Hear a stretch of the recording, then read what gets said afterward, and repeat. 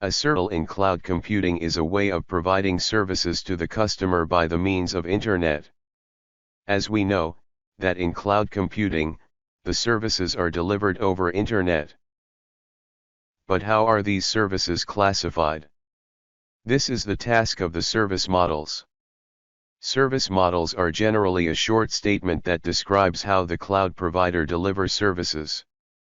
The protocols and principles that are to be designed and framed for the service delivery are all measured in these models. The major motive of designing number of service models is to fulfill the unique set of demands of the customer and organizations. In cloud computing, there are majorly 3 service models. Arranging these models in a pyramidal structure, infrastructure as a service lies in the bottom, followed by platform as a service, and on the top is software as a service. See you in the next video where we will see what is infrastructure as a service.